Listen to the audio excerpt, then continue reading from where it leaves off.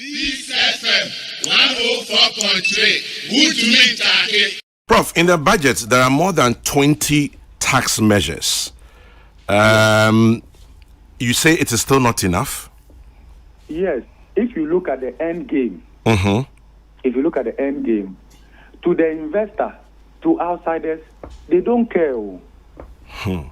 What they care is your ability to pay down on your debt. Bottom line. That's what. So there are multiple stakeholders in this economy. To some people, they want roads. To some people, they want food, quality, cheap. To some people, they want this. To some people, higher salaries. So there are multiple stakeholders with conflicting interests. To the investor who has lent to Ghana, they are not interested in roads.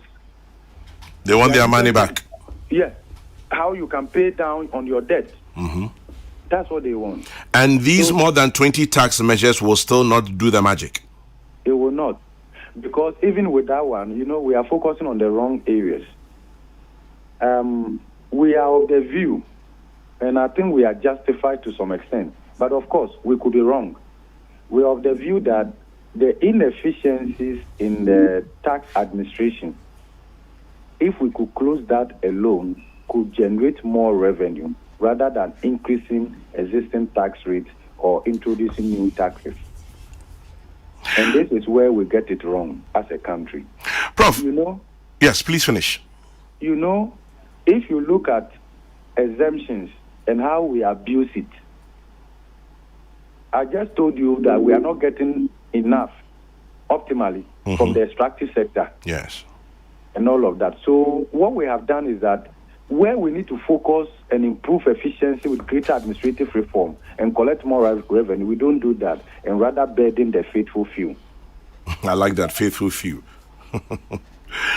Prof, I was going to ask that the Bank of Ghana says depreciation of the cedi to the dollar is about 54%.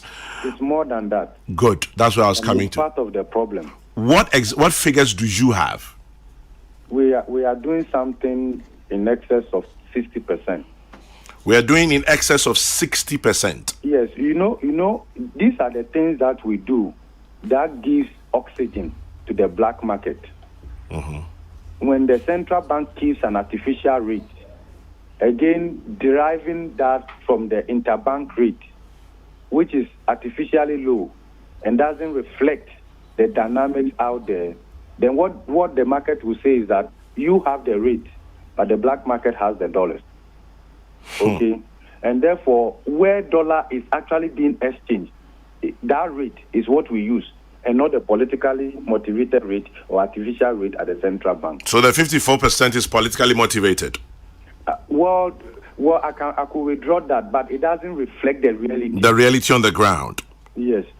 And when you do it that way, that in itself provides oxygen to the black market to grow. And that's why it's been difficult to tame the black market, because even people, highly educated, even across very sensitive state institutions, are likely to withdraw their dollars from the former financial system and head to the black market and go and change it. You mentioned the extractive sector and the fact that we're not getting what exactly we should get from there. You also mentioned tax waivers and all of that. Is it that as a country we lack negotiation skills? What exactly is our problem when it comes to the extractive sector? Oftentimes in these negotiations, we elevate personal interest above national interest. If you examine many of these contracts, Ghana, represented by officials, would have signed. Okay.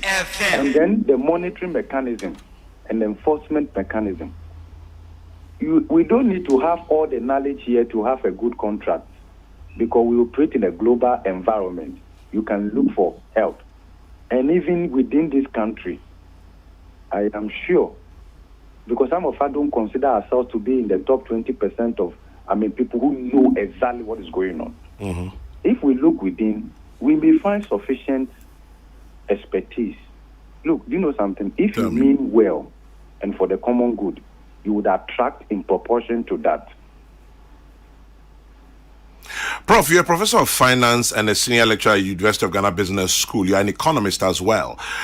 Are you consulted on things like this? Or people like of your caliber, are you consulted on things like this, like the budget, like negotiations and all? Are you consulted? Oh, I think that government will have their own way of getting input into the budget preparation. And I think that the base is very wide, so I don't need to be at the table or so. But I'm not talking about you as a person. I'm talking about people of your caliber, academia, research, and all of that. I think that government may be doing something, but whether it's at the broad-based level and then on consensus building is another thing I cannot tell totally. Peace FM 104.3. Who to meet